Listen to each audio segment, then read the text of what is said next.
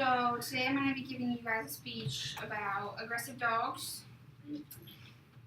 Mainly I'm going to talk about pit bulls and pit bull mixes. Have any of you guys ever heard someone say, that dog looks mean, or that dog's vicious? So, like I said, I'm going to be talking to you about pit bulls and why I believe that, I don't know if you guys have ever heard of the aggressive dog list. It's like where they, these are some of the dogs that are on the aggressive dog list, and it's where maybe if you want to get an apartment and you have one of these dogs, they may charge you more, or they'll I know someone who had a pit bull mix, and they were charging them $200 extra a month to have the dog there with them because it's on the aggressive dog list. Sometimes they won't allow you to have homeowners insurance if you have one of these dogs. So,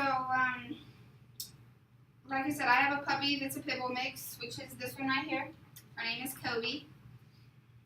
And so I'd like to share with you guys some of my experiences that I've come across with her and some of the problems that we have come across. So the first point I want to talk about is why the aggressive dog list, and that I think it should be banished, that it shouldn't be there. I believe that any dog can be an aggressive dog. I think that it is a lot about how you raise them. I don't think that they should be labeled by that based on other dogs. So, if you're mean to your dog, I think that that's what's going to make them that's what's going to make them aggressive, sorry. So, like I said, if you have a dog on the list, you can lose your insurance potentially.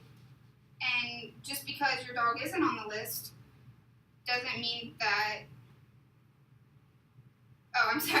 just because your dog's on the list doesn't mean it's an aggressive dog.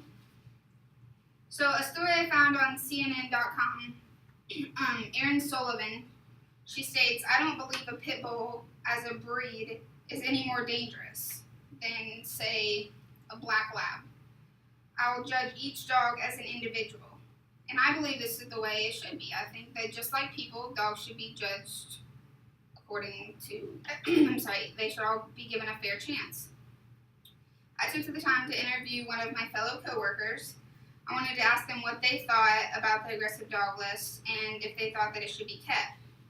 She stated, I don't think they need to have it because I feel dogs are raised to be aggressive. It's not necessarily in their breed.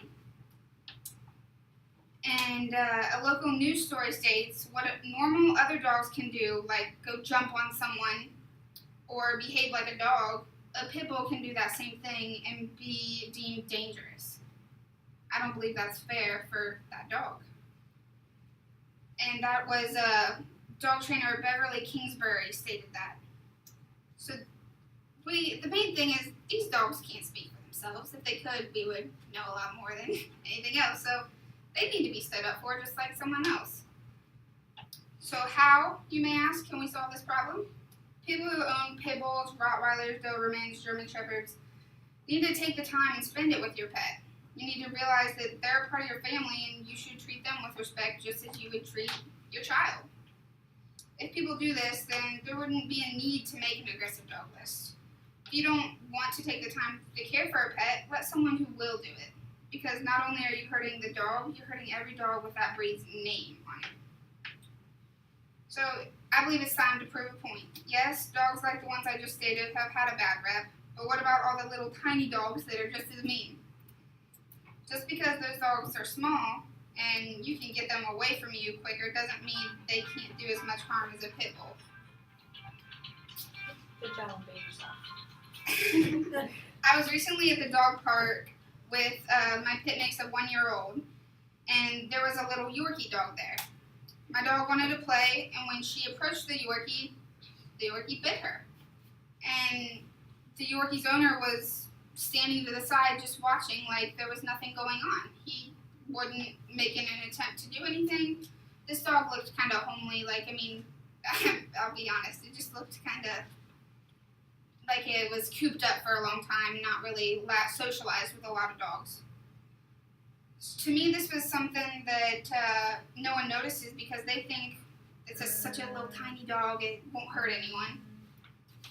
Showing that any dog can be mean is something that I believe can help change this list. And also, if people take the time to care for their pets, they would become more of a family-oriented pet.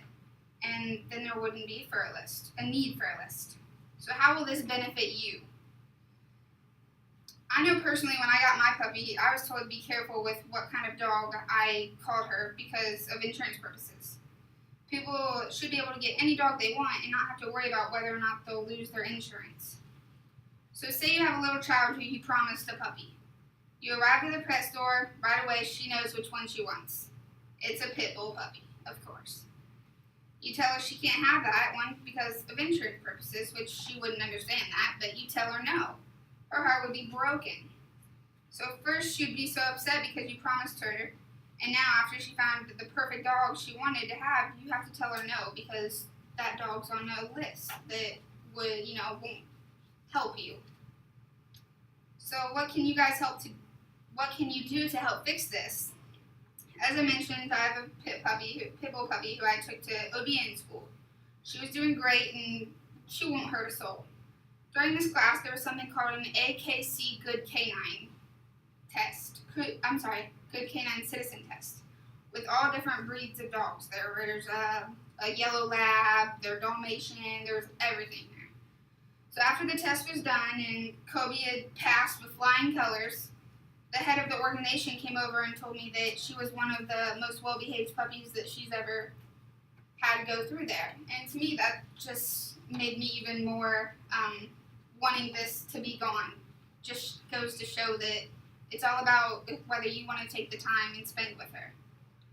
So here's what I'd like to ask you all to do. If you decide to get a dog, please treat it with respect. Make sure you spend the time with them. Make them feel at home. Take them to a dog park, play with them, and make sure they get socialized. Most importantly, make sure you give them love. I hope all of you now have a different outlook on the aggressive dog list, and I hope you can help and together we can get rid of this list. Will you click that button, please? So this is it says 2 different centuries, 2 celebrated pit bulls. On the left, Sergeant Stubby is celebrated for saving human lives in World War I. And in 2010, Johnny Justice is celebrated for surviving the cruelties of the NFL player Michael Vick and going on to help children learn to read. So it just goes to show that even back then, the dogs were still, Okay, one more time, please. These are just some pictures that I found. You saw that Dalmatian was on that list, and German Shepherds, and I find that hard to believe because, right here is a German Shepherd, and a lot of German Shepherds you see are police dogs, and they can be aggressive, but I don't understand why they would be considered on that list. And then, of course, the Dalmatian on the fire truck, and this is a service dog, and then a rescue dog also. So I would like to thank you all for listening, and that is the end of my presentation.